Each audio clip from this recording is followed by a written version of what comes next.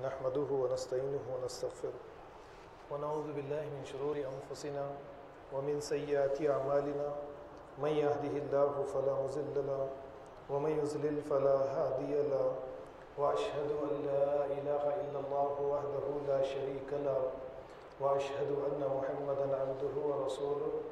أرسله بالحق بشيرا ونذيرا يا أيها الذين آمنوا اتقوا الله حق تقاته ولا تموتن إلا وأنتم مسلمون يا أيها الناس اتقوا ربكم الذي خلقكم من نفس واحدة وخلق منها زوجها وبث منهما رجالا كثيرا ونساء واتقوا الله الذي تساءلون به والأرحام إن الله كان عليكم رقيبا يا أيها الذين آمنوا اتقوا الله وقولوا قولا سديدا يصلح لكم أعمالكم ويغفر لكم ذنوبكم ومن يطع الله ورسوله فقد فاز فوزا عظيما أما بعد فإن خير الحديث كتاب الله وخير الهدي هدي محمد صلى الله عليه وسلم وشر الأمور محدثاتها وكل محدثة بدعة وكل بدعة ضلالة وكل ضلالة في النار قال الله تعالى في القرآن المجيد فإذا قرأت القرآن فاستعذ بالله من الشيطان الرجيم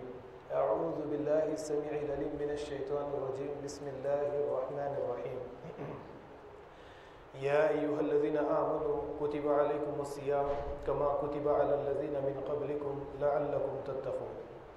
معزز حاضرین مسجد، پچھلے خطبہ جمعہ کے موقع پر میں نے آپ حضرات کے سامنے وسیم رضوی نے جو قرآن کریم کی آیات پر 26 آیات پر جو اعتراضات کیے، اسے موضوع بناتے ہوئے دو خطبہ جمعہ کو آپ کے سامنے رکھ کر ایک تو اسلام میں جہاد کی حقیقت کیا ہے اس پر روشنی ڈالنے کی کوشش کی، اور اس کے بعد میں پھر دوسرے خطبہ جمعہ یعنی پچھلے خطبہ جمعہ کے موقع پر آپ کے سامنے یہ باتیں رکھنے کی کوشش کی کہ ہندوستان کی سرزمین پر شیعہ سنی میں اختلافات ڈلوا کر دونوں کو لڑوانے کی ایک سازش کی جا رہی ہے، اور اس کے لیے وسیم رضوی کو ایک اعلی کار کے طور پر استعمال کیا جا رہا ہے۔ اگر شیعہ سنی حضرات اس معاملے کو صحیح طریقے سے جان لیں اور ان سازشوں کا شکار بنے بغیر اپنی توجہ یعنی فتنے اور فسادات سے ہٹا کر تعمیری کام کاج پر لگا لیں تو ہم ہندوستان کی سرزمین پر کامیابی حاصل کر سکتے ہیں۔ اس کے لیے میں نے کچھ آپ کے سامنے حوالے بھی آپ کے سامنے پیش کیے کہ جس طریقے سے ہماری اس سرکار نے NRC اور CAA لانے کے بعد میں اس بات کا بھی اعلان کیا کہ شیعہ جو ہے یہ غیر مسلم اقلیت کے اندر آتے ہیں، اور اگر کوئی شیعہ جس طریقے سے اہل سنہ کے لیے جو قانون بنایا گیا کہ اگر کسی غیر ملک سے وہ آئے ہندوستان کے اندر تو اسے تسلیم نہیں کیا جائے گا، لیکن یہ قانون سے شیعہ حضرات کو علیحدہ رکھا گیا اور یہ کہا گیا کہ اگر کوئی شیعہ یہ غیر مسلم اقلیت ہے، لہٰذا اگر یہ کسی دوسرے ملک سے آئیں گے تو انہیں ہندوستان کے اندر نیشنلٹی دی جائے گی۔ پھر میں نے یہ بتانے کی کوشش کی کہ شیعہ بہت سارے علماء نے اس کی تردید کی، انہوں نے صاف یہ اعلان کر دیا کہ ہم غیر مسلم اقلیتوں میں ہم نہیں آتے، ہم اہل سنہ والجماعہ کے ساتھ ہیں۔ اور اس طریقے سے میں نے بہت ساری باتیں آپ کے سامنے بتائی کہ وسیم رضوی نے جب قرآن کی 26 آیات پر اعتراضات کیے تو شیعہ علماء دین نے احتجاجات کیے، ہمارے خود اپنے حیدرآباد میں شیعہ حضرات نے آگے بڑھ کر اس میں احتجاجات میں حصہ لیا، اور صاف کھلے طور پر ہندوستان کی ساری شیعہ برادری نے اس بات کا انکار کر دیا کہ یہ ہمارے گروہ سے اس کا کوئی تعلق نہیں ہے، حتیٰ کہ اس کی والدہ اور اس کے بھائی نے بھی اس بات سے انکار کر دیا۔ پھر میں نے آپ کے سامنے ایک بات رکھی، اگر وسیم رضوی کو اعلی کار کے طور پر استعمال کیا گیا اور وسیم رضوی اگر شیعہ ہے تو اہل سنہ والجماعہ کے گروہ سے سلمان رشدی نے بھی یہی حرکت 1979 کے موقع پر کی تھی، ایک شیطانی آیات کے نام سے کتاب لکھ کر نبی کریم صلی اللہ علیہ وسلم کی شان میں گستاخی اس نے کی تھی، اور اس موقع پر بھی آپ جانتے ہیں کہ ایران کا امام خمینی نے ایک فتویٰ بھی صادر فرمایا تھا کہ کچھ پیسوں کا انعام بھی اس کے سر پر رکھا تھا۔ پھر اس کے بعد میں اہل سنہ والجماع یعنی ہمارے ہی اندر سے ایک عورت اٹھتی ہے جسے ہم تسلیمہ نسرین کے نام سے جانتے ہیں، یہ بھی اسلام کے بارے میں غلط باتیں کرتی ہے، نبی کریم صلی اللہ علیہ وسلم کی شان میں گستاخی کرتی ہے۔ تو یہ ہمارے یہود یا اس طریقے سے دوسرے لوگوں کے اعلی کار بن کے اہل سنہ والجماعت سے بھی اس طریقے کے افراد آگے بھی اٹھتے چلے جائیں گے، شیعہ سنی یا اس طریقے سے دیگر ہمارے جو گروہ ہمارے مسلمانوں میں بنے ہوئے ہیں، ان کے بیچ میں پھوٹ ڈالنے کے لیے۔ اور پھر میں نے ایک خاص سورہ قصص کی آیت کو رکھ کر فرعون جو مصر کے اندر طاقتور بنتا چلا گیا، آیت رکھ کر میں نے یہ بتایا کہ بنی اسرائیل کو اس نے گروہ کے اندر بانٹ دیا تھا، اور ایک گروہ کو اس نے دوسرے گروہ کے ذریعے کمزور کر دیا تھا، اور اس کمزور گروہ کے اوپر یہ حکومت کیا کرتا تھا۔ تو ٹھیک یہی معاملہ موجودہ دور کی سرکار ہندوستان کے اندر اہل سنہ والجماعت کے ساتھ کرنا چاہتی ہے، اور جب اہل سنہ والجماعت کو پوری طریقے سے پیس دیا جائے گا تو ہمارے شیعہ حضرات جو ہمارے شیعہ بھائی ہیں ان کی طرف بھی یہ توجہ دیں گے، اور پھر انہیں بھی پیسنے یا انہیں بھی ختم کرنے، انہیں بھی کمزور کرنے کی پوری تیاری کی جائے گی۔ یہ باتیں میں نے اور بہت ساری باتیں میں نے آپ کے سامنے رکھی ہیں کہ اگر آپ اس پر توجہ دیں گے تو پھر سے وقت آگے جا سکتا ہے۔ جیسا کہ ایک بات میں نے آپ کے سامنے نہیں رکھی، ایک ہم ہندوستان پر جو ایسٹ انڈیا کمپنی نے آ کر اقتدار حاصل کر لیا تھا، تو آپ اگر اس پر بھی توجہ دیں گے تو آپ کو یہ پتہ چلے گا کہ ایک معمولی سی کمپنی، اس سے پہلے یا آج بھی یہ ہوتا ہے، ایک ملک کا لشکر دوسرے ملک پر حملہ کرتا ہے اور ملک کو فتح کر لیتا ہے، لیکن ہندوستان کی ایک عظیم طاقت جسے ہم مسلمانوں کی ایک عظیم طاقت کے نام سے یاد کرتے ہیں، آپ اچھی طرح سے یہ جان لیجئے، ایک معمولی سی ایسٹ انڈیا کمپنی نے ہندوستان کو فتح کر لیا۔ اور اس موقع پر بھی اگر ٹیپو سلطان کے ساتھ وہ میر جعفر یا میر صادق ہے، یا سراج الدولہ کے ساتھ میر جعفر ہے، اگر یہ نہیں ہوتے یعنی شیعہ سنی اختلافات نہیں ہوتے تو ہندوستان کی سرزمین پر بھی اس طریقے سے ایسٹ انڈیا کمپنی قبضہ نہیں کر سکتی تھی۔ تو یہی کہانی کو دوبارہ دہرانے کی تیاری ہندوستان کی سرزمین پر چل رہی ہے۔ اس کے لیے میں نے آپ کے سامنے بہت ساری باتیں رکھی، اور پھر اس کے بعد میں یہ بتانے کی کوشش کی کہ اتحاد و اتفاق کے ساتھ ہندوستان کی سرزمین پر رہیں، اپنے اپنے فروعی مسائل کو پیٹھ کے پیچھے ڈالیں اور اتحاد و اتفاق کے لیے کام کرنے والے بنیں۔ آج اس خطبہ جمعہ کے موقع پر میں آپ حضرات کے سامنے، آپ جانتے ہیں کہ کچھ ہی دنوں کے بعد میں رمضان المبارک کا مہینہ آنے والا ہے، تو اس مہینے کی مناسبت سے روزے سے متعلق کچھ اہم باتوں کو آپ کے سامنے پیش کرنے کی کوشش کروں گا۔ ویسے ہر سال رمضان المبارک کا مہینہ جب کبھی آتا ہے، میں بہت ساری باتیں آپ لوگوں کے سامنے پیش کرنے کی کوشش کرتا ہوں تاکہ آپ کے اندر ایمان کے ساتھ ساتھ عمل کا جذبہ پیدا ہو، روزے کی روح کو آپ صحیح طریقے سے جان سکیں، روزے کو اللہ نے کس لیے ہم پر فرض کیا ہے اسے سمجھ کر اپنی زندگی، اپنے اخلاق، اپنے کردار کے اندر آپ تبدیلی لا سکیں۔ انہی باتوں پر میرا انہی باتوں پر زیادہ سے زیادہ زور ہوا کرتا ہے۔ رمضان المبارک کے اس مہینے کے بارے میں آپ اچھی طرح سے جانتے ہیں کہ اس مہینے کی بڑی فضیلت ہے، اور اس مہینے ہی میں اللہ رب العالمین نے قرآن کریم کو محمد رسول اللہ صلی اللہ علیہ وسلم پر نازل کیا ہے۔ اب قرآن کے نزول کو ہم اس طریقے سے اگر سمجھتے ہیں کہ جس طریقے سے آسمان سے بارش کا نزول ہوتا ہے یا آسمان سے فرشتوں کا نزول ہوتا ہے، اسی طریقے سے ہم قرآن کے نزول کو بھی سمجھتے ہیں۔ اور جب کبھی فرشتوں کی بات چیت آتی ہے، جبرائیل کی بات چیت آتی ہے، اللہ کی بات آتی ہے یا اللہ کے عرش کی بات آتی ہے، تو ہم ایک تفسیر روایات میں جا کر ہم اس طریقے کی باتوں سے ہمارا تیار ہو چکا ہے کہ اللہ کا عرش ساتوں آسمان پر ہے، اور ایک کافی طویل راستہ طے کرنے کے بعد میں اللہ رب العالمین اپنا عرش اللہ نے تیار کیا ہے، اور اللہ تعالیٰ وہاں پر بیٹھتے ہیں، اور وہاں سے اللہ رب العالمین محمد رسول اللہ صلی اللہ علیہ وسلم کی طرف جبرائیل کے ذریعے وحی بھیجتے ہیں، اور جبرائیل کو کئی پر ہے، اور جبرائیل زمین پر آتے ہیں، محمد رسول اللہ صلی اللہ علیہ وسلم کو وحی دے کر جاتے ہیں۔ ہاں، اس طریقے کی جیسے اللہ نے اجنحۃ مثنی و ثلاث و رباع، اس طریقے کی آیات فرشتوں کے بارے میں بھی فرمائی ہے، لیکن آپ یہ دیکھیے کہ اللہ تعالیٰ کافی بندوں سے دور ہے، تو اللہ تعالیٰ نے قرآن کریم میں یہ صاف فرما دیا وَإِذَا سَأَلَكَ عِبَادِي أَنِّي فَإِنِّي قَرِيبٌ، میرے بندے آپ سے پوچھے تو ان سے کہہ دو کہ میں ان کے بالکل قریب ہوں۔ اور کتنا قریب؟ فرمایا وَنَحْنُ أَقْرَبُ إِلَيْهِ مِنْ حَبْلِ الْوَرِيدِ، اتنا قریب کہ ان کی شہرت سے بھی زیادہ قریب ہوں۔ یعنی اللہ تعالیٰ بندوں سے زیادہ دور نہیں ہے۔ لیکن اب جب قرآن کریم کے نزول کی بات، قرآن کریم کے لیلۃ القدر میں نازل ہونے کی بات اس رمضان المبارک کے مہینے میں آتی ہے تو ہم یہی سمجھا کرتے ہیں، اور پھر اس کے لیے خوشیاں مناتے ہیں، اور خوشیاں منانے کے ساتھ ساتھ ہم رمضان المبارک کے مہینے میں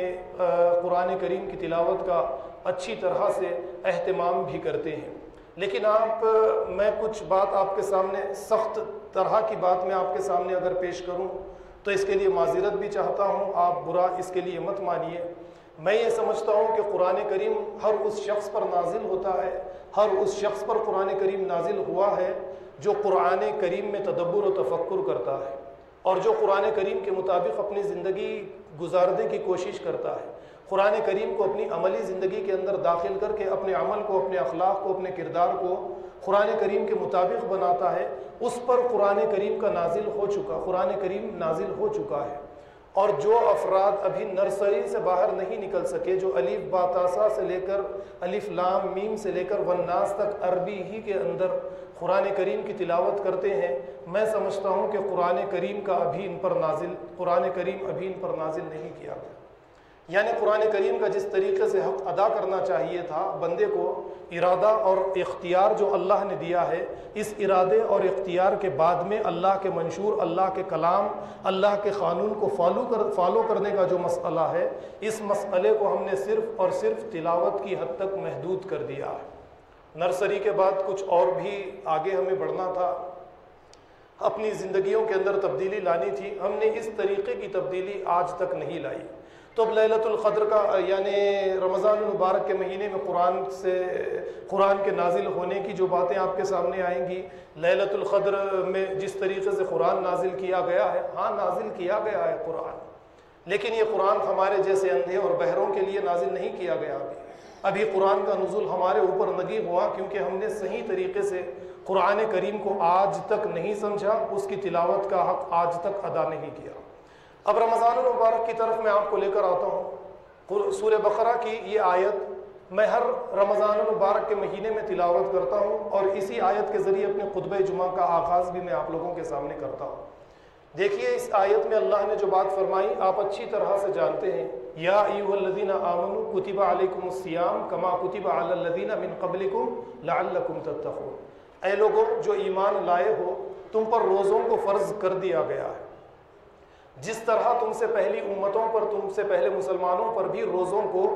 فرض کیا گیا تھا۔ اور روزوں کو اس لیے تم پر فرض نہیں کیا گیا کہ رات کے آخری حصے میں تم اٹھ جاؤ، سحری کر لو، نماز فجر ادا کر کے کچھ قرآن کریم کی تلاوت کر لو، اور اس کے بعد میں سو جاؤ، اور افطار کا وقت آئے تو افطار کر لو۔ اس طریقے سے 30 یا 29 روزوں کو تم مکمل کر لو، صرف اس لیے روزے کو تم پر فرض نہیں کیا گیا ہے، لعلکم تتقون، تاکہ تمہارے اندر پرہیزگاری آئے۔ اور تقوی سے متعلق میں نے جو اہم بات آپ کے سامنے بتائی، تقوی اسے کہتے ہیں یعنی اللہ کی مرضی کے مطابق اپنی زندگی گزارنے کا نام تقوی ہے۔ ارادہ اور اختیار رکھنے کے بعد میں اللہ کی مرضی کے مطابق، اللہ کے قانون کے مطابق اس دنیا کے اندر زندگی گزارنے کا نام تقوی ہے۔ تو اللہ تعالیٰ یہی چاہتے ہیں کہ بندے روزے کے ذریعے اپنے اندر تقوی پیدا کریں۔ اب یہ تقوی پیدا کرنے کے لیے یہ مہینہ جو ہے بڑا ہی مؤثر مہینہ ہے۔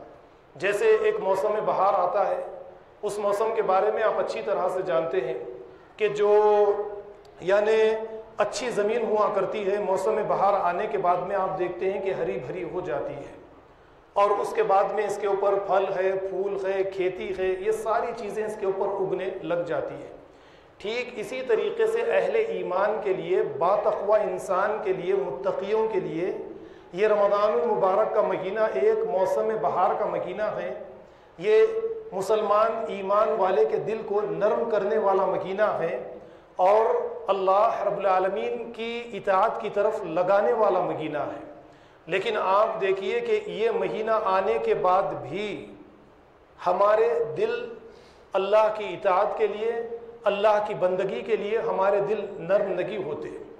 یعنی ایک بنجر زمین کی طرح ہمارے دل بن چکے ہیں کہ جس طریقے سے بنجر زمین پر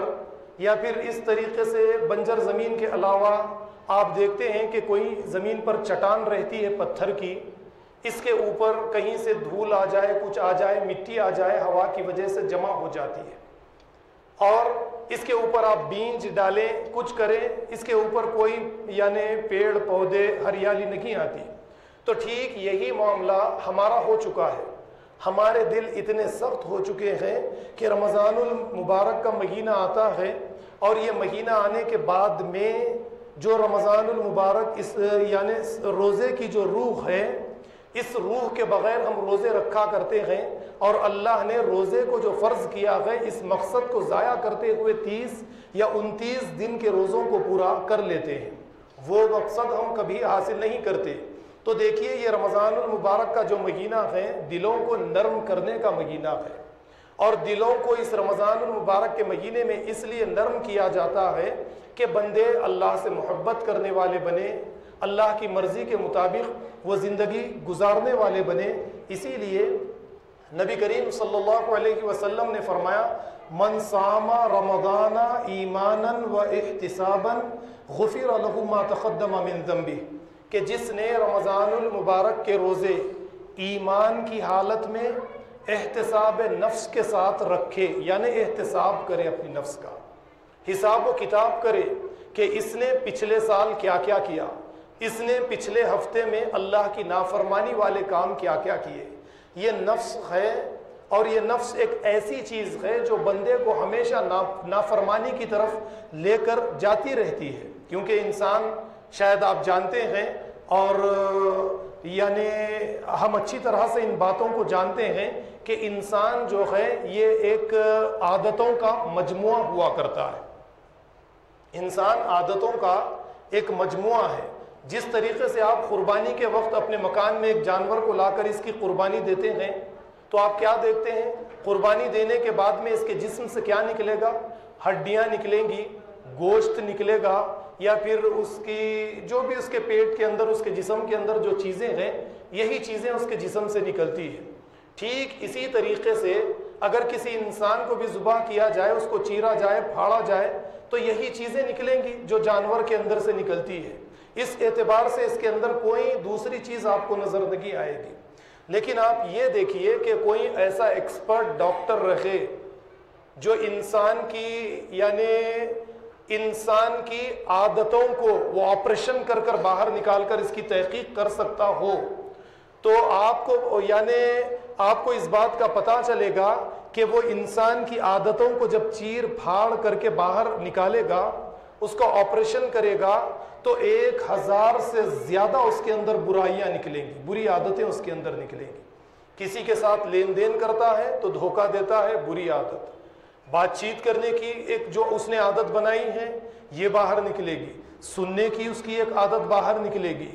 یعنی دوستوں کے ساتھ کس طریقے سے رہتا ہے یہ عادت باہر نکلے گی، یا پھر اس طریقے سے پورے معاشرے کے ساتھ اس کا سلوک کردار کیا ہے، یہ ساری چیزیں اس کے اندر سے باہر نکلیں گی۔ تو میں نے یہی بات آپ کے سامنے بتائی کہ انسان عادتوں کا ایک مجموعہ ہے۔ تو اس اعتبار سے دیکھیے رمضان المبارک کا مہینہ اور اس مہینے کے روزے، اس ارادے کے ساتھ کہ انسان احتساب نفس کے ساتھ رمضان المبارک کا روزہ رکھے، اس ارادے کے ساتھ اس کے اوپر فرض کیے گئے۔ تو اب جو بری عادتیں ہیں، ان بری عادتوں پر انسان کو چاہیے کہ ان تمام کی تمام عادتوں پر یہ اپنے ارادے کو غالب کرے۔ جو انسان اپنے اندر زیادہ سے زیادہ بری عادتیں اپنے اندر داخل کر لیتا ہے اور انہی بری عادتوں کا اسیر بن جاتا ہے، وہ انسان کبھی زندگی میں باتقوا بن ہی نہیں سکتا۔ اس کی عبادت اوپر والی عبادت رہے گی، اس کی عبادت دکھاوے والی عبادت رہے گی، اس کی عبادت کا تعلق اللہ سے ہرگز نہیں ہو سکتا ہے، وہ عبادت کے اندر صرف لوگوں کو دکھانے کے لیے 30 دن 29 دن کے روزے رکھتا ہے، لیکن جو عبادت کے ذریعے اہم چیز جو اس کا مقصد ہے کہ اس کے اندر تقویٰ پیدا کیا جائے، اس کے اخلاق کو سنوارا جائے، اس کے کردار کو سنوارا جائے، اسے معاشرے کے لیے ایک اچھا انسان نکھار کر اسے باہر لایا جائے، یعنی اس کے ارادے کو اس کی بری عادتوں کے اوپر غالب کر دیا جائے، یہ چیز یعنی اس کا ارادہ اتنا طاقتور اگر نہیں ہوتا تو اس انسان کا روزہ اللہ کی بارگاہ میں قابل قبول نہیں ہے۔ اب آپ دیکھیے کہ دھوپ کی کثرت ہے، یعنی کافی شدت کی گرمی ہے، لیکن اس کے باوجود انسان ارادہ کر لیتا ہے کہ مجھے بھوکا اور پیاسا رہنا ہے اللہ کو راضی کرنے کے لیے، چار دیواری میں بھی یہ رہے، پانی کی پیاس بھی اسے لگے، اس کے سامنے پانی موجود رہے، کھانے والی چیزیں اس کے سامنے موجود رہے، لیکن اس خوف سے کہ اللہ رب العالمین مجھے دیکھ رہے ہیں، یہ پانی کا ایک گھٹ ایک قطرہ اپنی حلق سے نہیں اتارتا۔ یہ ارادہ اس نے اپنے ارادے کو اتنا طاقتور کیا ہے کہ یہی ارادہ اس کی عادت کیا تھی؟ روزانہ یہ پانی پیتا تھا، سردی ہو گرمی ہو، جب عادت اسے جب پیاس کی شدت محسوس ہوتی ہے پانی پیتا، جب اسے بھوک لگتی ہے کھانا کھاتا، لیکن اس کے باوجود اس نے اپنے ارادے کو اتنا طاقتور کیا ہے، نفس کو اس نے اس ارادے کے ذریعے مغلوب کر لیا ہے کہ یہ کچھ گھنٹوں کے لیے رب کو راضی کرنے کے لیے نہ کھاتا ہے نہ پیتا ہے۔ تو اب اس کے بعد میں اگر یہ انسان اپنے اخلاق کردار کو بنانے کے لیے جو اخلاق کردار رویے یہ روزے کی روح ہے، اس کو بنانے کے لیے اگر انسان اس طریقے کا ارادہ کر لے کہ اللہ نے غیبت کو میرے لیے حرام کیا ہے، میں غیبت نہیں کروں گا، پکا اگر یہ ارادہ کر لے تو یقین جانیے کہ یہ اس چیز کے اوپر قابو پا سکتا ہے۔ اگر یہ اس بات کا پکا ارادہ کر لے کہ میں آج سے جھوٹ نہیں کہوں گا تو یہ اس کے اوپر قابو پا سکتا ہے۔ یہ ارادہ کر لے کہ میں آج سے کسی کو دھوکہ نہیں دوں گا تو اس کے اوپر قابو پا سکتا ہے۔ یہ اس بات کا ارادہ کر لے کہ کسی سے اگر وعدہ کروں گا تو خلاف ورزی ہرگز نہیں کروں گا تو یہ اس کے اوپر یعنی قابو پا سکتا ہے۔ آپ اس کو جب آپ نے 30 دن 29 دن تک کے لیے اس ارادے کو اتنا طاقتور کر کے ان چیزوں کے اوپر قابو پا لیا تو یہ تو معمولی چیزیں ہیں آپ کے لیے، اور یہی چیز روزے کی روح ہے، اس کے بغیر روزہ اللہ کی بارگاہ میں قابل قبول نہیں ہے۔ تو میں نے آپ کے سامنے بتایا کہ 1000 سے زیادہ آپ کے میرے اندر بری عادتیں نکلیں گی، اور یہ بری عادتیں جو ہے یہ ہماری شخصیت کی یہ ہماری اندرونی شخصیت ہے۔ باہر کی شخصیت ہے، چہرے کو گورا کرنے کے لیے کچھ کریم ہم لگا لیں گے، جسم کو نرم کرنے کے لیے کچھ کریم اپنی چمڑی پر اپنی اسکن پر لگا کر ہم اپنے آپ کو کچھ خوبصورت بنا لیں گے۔ اللہ تعالیٰ اللہ کے نبی نے جیسے فرمایا کہ اللہ تمہارے چہروں کو، تمہارے کپڑوں کو، تمہارے مال کو ہرگز نہیں دیکھتے، اللہ تعالیٰ تمہارے دل کو، تمہارے تقوی کو دیکھتے ہیں۔ تو اس روزے کے ذریعے، نماز کے ذریعے اللہ تعالیٰ چاہتے ہیں کہ مسلمان جو ہو وہ باتقویٰ ہو جائے، اور ایک ایک مسلمان باتقویٰ پرہیزگار ہوتے ہوتے ساری سوسائٹی باتقویٰ سوسائٹی کے اندر تبدیل ہو جائے۔ اس کے لیے میں نے کچھ مہینہ پہلے ہی ایک تقریر آپ کے سامنے کی تھی کہ جب ہم باتقویٰ بن جائیں گے، ایک صفت، وہ صفت جو اللہ کی صفت صبر ہے، یہ صفت ہم اپنے اندر پیدا کر لیں گے تو اللہ نے جیسے فرمایا اِن یکم منکم 20 یغلبوا 200 اِن یکم منکم 20 صابرون، اللہ تعالیٰ نے فرمایا کہ اگر تم 20 افراد اپنے اندر صبر کرنے والی صفت کو پیدا کر لو گے تو اس صفت کے ذریعے، اس طاقت کے ذریعے اللہ تعالیٰ تمہیں 200 لوگوں کے اوپر غالب کر ڈالیں گے۔ دیکھیے کوئی بڑا ہتھیار، کوئی ویپن آپ کو نہیں دیا جا رہا ہے، آپ کو ایک اللہ اپنی صفت دیتے ہیں. وہ صفت کیا ہے کہ تم اپنے اندر صبر کرنے والی اس صفت کو پیدا کر لو. اگر تم 20 بھی رہو گے تو 200 کافروں کے اوپر اللہ تعالیٰ تمہیں غالب کر دیں گے. اب روزہ آپ کے اندر جو تربیت کرتا ہے یہی تو تربیت ہے کہ نبی کریم صلی اللہ علیہ وسلم نے کیا فرمایا کہ روزے کی حالت میں اگر تم سے کوئی گالی گلوچ کرے, لڑائی جھگڑا کرے, تو ایسی حالت میں صرف تم یہ کہو فَلْتَقُلْ إِنِّي صَائِمٌ, اس سے کہہ دو کہ میں روزے دار ہوں, میں لڑائی اور جھگڑا نہیں کر سکتا. تو یہ صفت اگر مسلمان اپنے اندر پیدا کر لے تو یہ صفت سارے معاشرے کے اندر امن پیدا کرنے کے لیے بے انتہا ضروری چیزیں ہیں. ہاں, لگژری لائف ہمارے لیے ضروری نہیں ہے کسی معاشرے کے اندر امن پیدا کرنے کے لیے. نبی کریم صلی اللہ علیہ وسلم ایک کچے کمرے کے اندر, صحابہ کرام کچے کمروں کے اندر صحابہ کرام نے ایک کمروں میں زندگی گزار دی, لیکن انہوں نے مدینہ کی سرزمین, مدینہ کی ریاست کو آج سے 1450 سال پہلے ساری دنیا کی باامن ریاست کے اندر تبدیل کر دیا تھا. تو آج کی طرح کی اس ترقی کو دیکھ کر آپ یہ نہ سمجھے کہ یہ ترقی کی چیزیں, یہ لگژری لائف یا مغربی ممالک کی ترقی جو ہے یہ کسی سوسائٹی کے اندر, کسی ملک کے اندر, کسی ریاست کے اندر, کسی خاندان کے اندر مال, روپیہ, پیسہ, یہ چیزیں امن, محبت, پیار پیدا کرتی ہیں. تو یہ غلط باتیں ہیں, یہ غلط چیزیں ہیں. اس کا نقشہ تو اللہ کے نبی صلی اللہ علیہ وسلم نے آج سے 1450 سال پہلے ہمارے سامنے پیدا کر دیا. تو اللہ کی صفات کو ہمارے اندر پیدا کرنے کے لیے اللہ رب العالمین نے رمضان المبارک کے 30 یا 29 روزوں کو ہم پر فرض کیا ہے. ہمارے دل اس مہینے میں خود بخود نرم ہو جاتے ہیں, لیکن اگر ہم توجہ صرف قرآن کریم کی تلاوت سے ہٹا کر, عربی میں تلاوت سے ہٹا کر قرآن کریم میں تدبر و تفکر کرنا شروع کر دیں اور ایک آیت اس نیت سے تلاوت کرے کہ اس آیت کی تلاوت کے بعد میں اس کے مطابق ساری زندگی کو اپنی ڈھال لوں گا, اس نیت سے اگر ہم قرآن کریم کی تلاوت کرے, سارا قرآن ختم نہ کرے, ایک پارہ ختم کرے, پاؤ پارہ ختم کرے, ایک صفحہ سارے رمضان میں آپ تلاوت کر لیں اور اس کے مطابق اپنی زندگی بنا لیں, تو یہ آپ کی تلاوت اللہ کی بارگاہ میں قابل قبول ہے.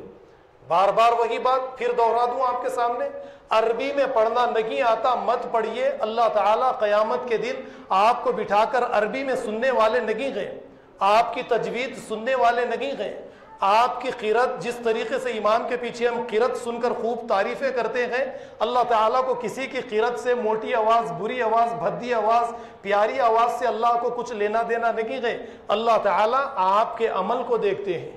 آپ کی پرہیزگاری, آپ کے تقوی کو دیکھتے ہیں. لیکن ہم نے ہر چیز کی تصویر کو تبدیل کر دیا. رمضان میں جس قاری کی آواز اچھی ہے اس کے پیچھے تو ساری مسجد بھر جاتی ہے, جو قاری باتقوا ہے اس کے پیچھے 4 آدمی کہیں پر نظر نہیں آتے, جو قاری کمزور ہے, غریب ہے, اس کے پیچھے کوئی نظر نہیں آتا, جس کے پاس قیمتی گاڑی ہے اس کے پیچھے زیادہ سے زیادہ مصلی نظر آتے ہیں, جو مسجد میں اے سی ہے وہاں پر مصلیوں کی تعداد رہتی ہے, جو مسجد میں اے سی نہیں ہے وہاں پر مصلیوں کی تعداد نہیں رہتی ہے. لیکن اس کے لیے بھی جب مسجد کی بات نکلی تو سورہ توبہ کی وہ آیت یاد آ گئی. وہ آیت کو آپ کے سامنے پیش کر دوں. فرمایا لمسجد اسس علی التقوی, ایسی مسجد میں آپ کھڑے رہیے جس مسجد کی بنیاد من اول یومن, جس مسجد کی بنیاد پہلے ہی دن سے تقوی پر رکھی گئی ہے. اور پھر اللہ کے نبی صلی اللہ علیہ وسلم سے فرمایا کہ ایسی مسجد میں آپ ہرگز مت کھڑیے وَتَفْرِيقًا بَيْنَ الْمُؤْمِنِينَ, کہ جو مسجد زرار کا کام کرے, جو مومنین کے بیچ میں تفرقہ پیدا کرے, مومنوں کو آپس میں ایک دوسرے سے جدا کر دے, جس مسجد کی بنیاد تقوی پر نہیں رکھی گئی بلکہ مسلمانوں میں آپس میں لڑائی جھگڑے کے لیے جس مسجد کی بنیاد رکھی گئی, اے محمد صلی اللہ علیہ وسلم خبردار آپ اس مسجد میں ہرگز تشریف مت لے جائیے. اب یہ آیت جب آپ کے سامنے آ گئی تو مجھے ایک اور بات یاد آئی. جب اللہ تعالیٰ نبی کریم صلی اللہ علیہ وسلم کو ایسی مسجد میں جانے سے روک دے. مسجد تو اپنی شکل کے اعتبار سے مسجد ہے، کچھ اینٹ رہے گی، کچھ مٹی وغیرہ وغیرہ کے ذریعے، عرش فرش کے ذریعے ایک مسجد تیار کر دی جائے گی. اس میں بھی 5 وقت کی نمازیں ہی ہوگی، اذان ہی دی جائے گی، لیکن مسجد کی روح تقویٰ ہے. تو اللہ کے نبی صلی اللہ علیہ وسلم سے یہ کہہ دیا گیا جس مسجد کی بنیاد تقوی پر نہ رکھی گئی آپ اس میں نماز مت پڑھیے. تو وہ روزہ مسلمان 30 دن کے روزے 29 دن کے روزے بنا کسی تقوی کے رکھ لے. یہاں پر تقوی سے میری مراد، میں بار بار یہ کہتا ہوں کہ آپ کے ہاتھ میں تسبیح یا لباس یا کچھ الگ قسم کی یعنی دینی شناخت آپ اپنی چہرے کے اعتبار سے بنا لیں، یہ تقوی نہیں ہے، بلکہ اللہ کے مرضی کے مطابق آپ زندگی گزاریں. اس نیت سے آنے والے روزوں کو آپ رکھے کہ میرا ایک روزہ میرے 30 روزے یا 29 روزے میری آنے والی 29 سالہ زندگی تک مجھے چارج کر کے رکھیں گے، میری 30 سالہ زندگی تک کے لیے مجھے چارج کر کے رکھیں گے. یہ مہینہ تقوی یعنی یہ مہینہ اسلام کے لیے چارج ہونے کا مہینہ ہے، اور 29 یا 30 سال تک کے لیے اس مہینے میں تربیت تعلیم حاصل کر کے اپنی زندگی اسلام کے مطابق گزارنے والا بنوں گا. اس نیت کے ساتھ اگر ہم روزے کا آغاز کریں گے، اس مہینے کا استقبال کریں گے، تو یقین مانیے کہ ہمارے روزے اللہ کی بارگاہ میں قابل قبول ہوں گے. اب میرے اور آپ کے روزے قابل قبول ہے یا نہیں ہے، اس کے لیے اذان اور وہ مسجد سے کیا سحرن کے لیے لڑائی جھگڑا چھوڑ دیجئے، اس کے لیے 20-8 کے لڑائی جھگڑے چھوڑ دیجئے. میرے اور آپ کے روزے قابل قبول اللہ کی بارگاہ میں ہیں یا نہیں ہیں، اسے دیکھنا ہو تو آپ سوسائٹی کے افراد پر نظر ڈالیے. ایک مہینے کے روزوں نے سوسائٹی کے افراد کو نیک بنایا، با تقوی بنایا، با اخلاق بنایا، با کردار بنایا. اگر نہیں بنایا تو آپ سمجھ لیجئے کہ ہمارے روزے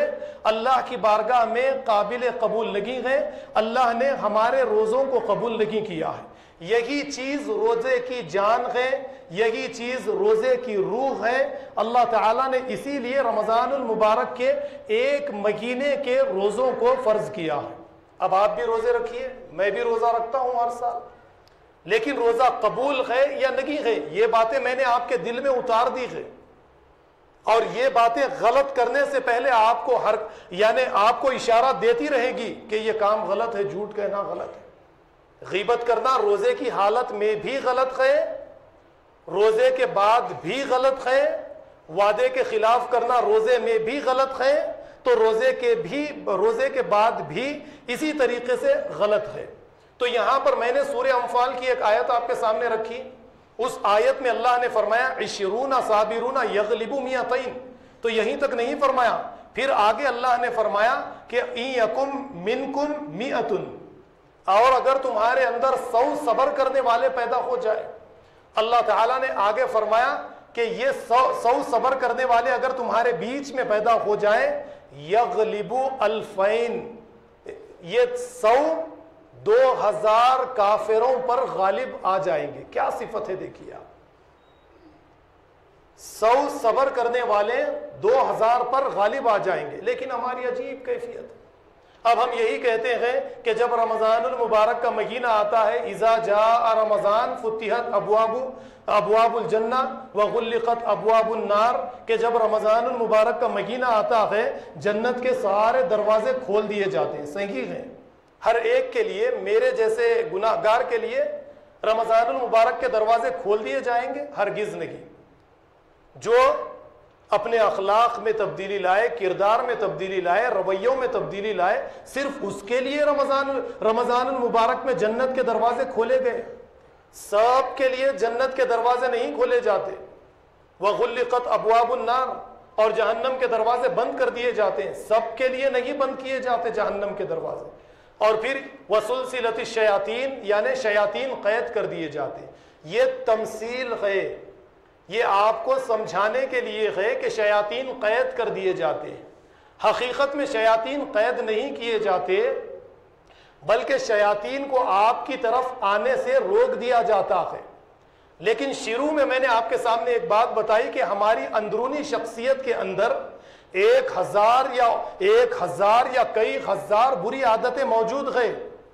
یہ بری عادتیں جو ہیں، یہ بری عادتیں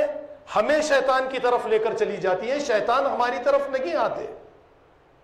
تو ہم شیطان کی طرف ہم جاتے ہیں اور اس کے بعد میں وہی کام کاج کرتے ہیں۔ آپ دیکھیے کہ ایک انسان کو اگر جیسے سگریٹ پینے والا نشہ یا شراب کا عادی ہے یا کسی اور چیز کا عادی ہے،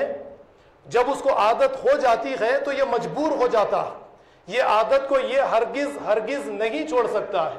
ٹھیک اسی طریقے سے جب یہ بری عادتیں ہماری اندرونی شخصیت کے اندر تعمیر ہونا شروع ہو جاتی ہیں، جیسے کینسر کا مریض بھی ہے،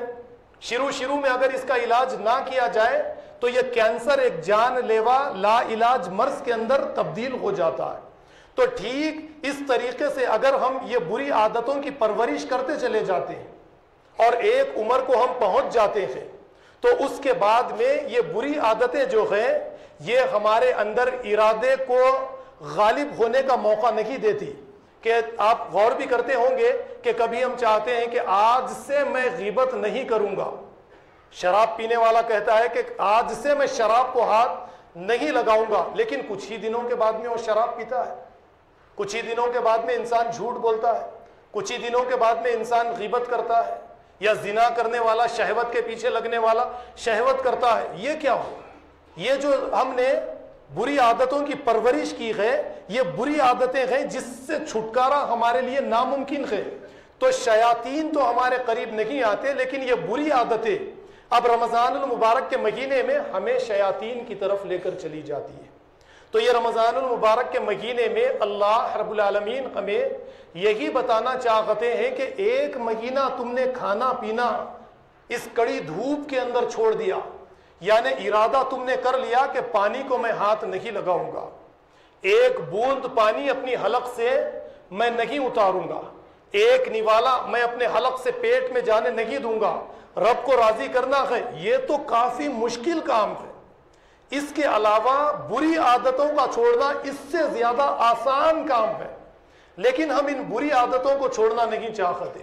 ہم ان بری عادتوں کو چھوڑنے کے لیے اپنی تربیت نہیں کرتے۔ اس کے لیے میں یہ کہوں گا کہ آپ روزانہ یا 10 دن میں ایک عادت کا ایک غیبت ہے، جھوٹ ہے، یا آپ اپنا محاسبہ کیجئے اور اس ایک عادت کو پکڑ کر اس کے خلاف اپنی تربیت کیجئے، اس کے خلاف اپنی ورزش کیجئے، اس کو یہ سمجھیے کہ یہ ایک بیماری ہے، ابھی لا علاج نہیں ہوئی کیونکہ میری جان میرے حلق تک نہیں آئی، ابھی اس کا علاج میرے لیے ممکن ہے۔ اگر میں اپنی زندگی میں اس کا علاج کر لوں، یہ ایک مہینہ دلوں کو نرم کرنے کا مہینہ اللہ رب العالمین نے مجھے دیا ہے، اگر میں اپنی اس زندگی میں اس کا علاج کر لوں تو یہ بیماری مجھ سے جا سکتی ہے اور اللہ راضی ہو جائے گا۔ یہ عام بیماریاں، جسمانی بیماریوں کی اللہ کے یہاں پر کوئی اہمیت نہیں ہے۔ کوئی کینسر کے مرض سے مر جائے گا، باتقوا رہے گا، جنت مل جائے گی۔ کسی کو ہارٹ ہو جائے گا، وہ مر جائے گا ہارٹ کی وجہ سے، شوگر سے مر جائے گا، بی پی سے مر جائے گا، دوسری بیماری سے مر جائے گا، مر جانے کوئی مسئلہ نہیں ہے،